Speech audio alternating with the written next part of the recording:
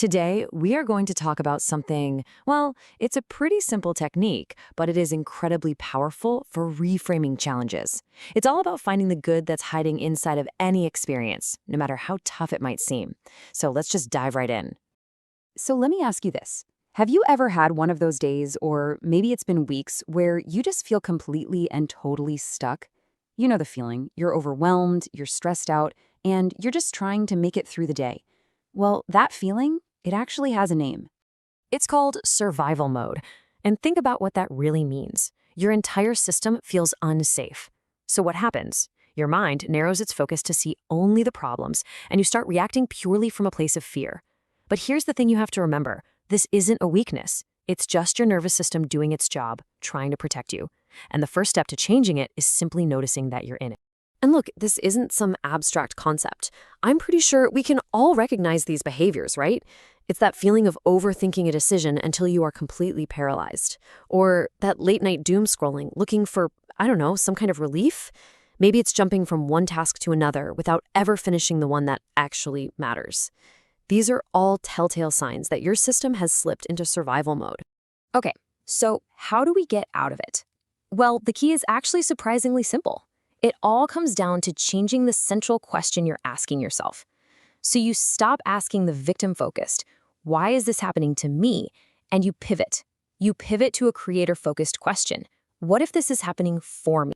And that is the real magic behind this simple shift. I absolutely love this quote from Joe Dispenza. The moment you change your question, you change your energy.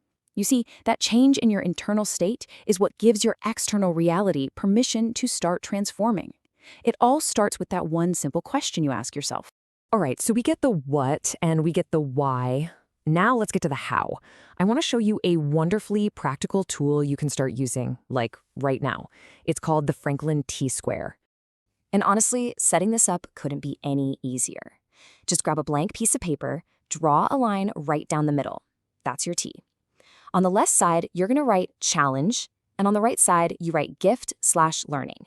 And that's it. Your tool is ready to go. So here's what it looks like in practice. On the left, you write down the hard stuff. I lost my job. They betrayed me. Then on the right, guided by that new question, what if this is for me? You start to explore the potential gifts. What if losing my job is actually pushing me toward my true calling?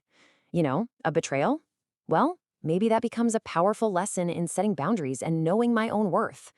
This is how you actively start to harvest the good from a really difficult situation.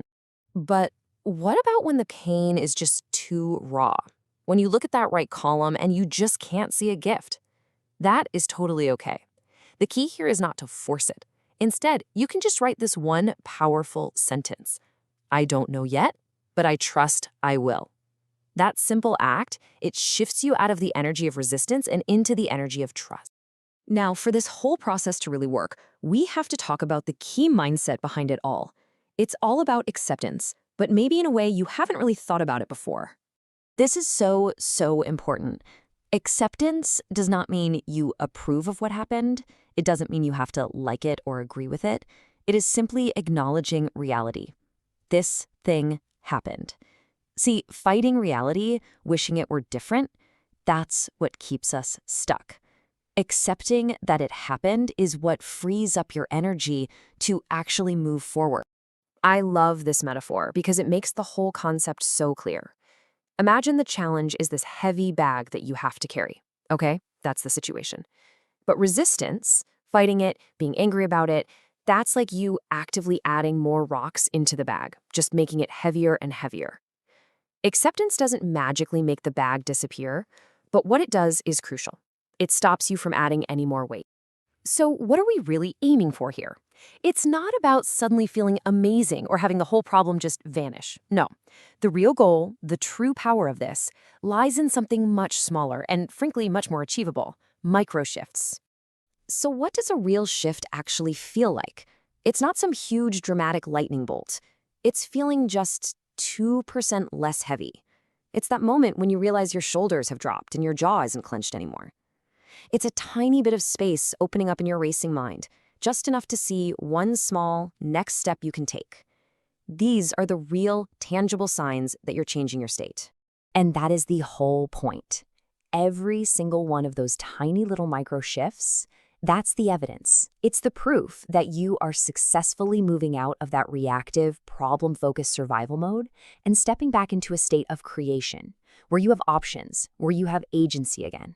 So I'll leave you with this final thought. Just take a moment with it. What gift, what piece of learning or strength might your current challenge be hiding? Because finding that answer, well, that could be the start of your next great shift. Thanks so much for being here with me.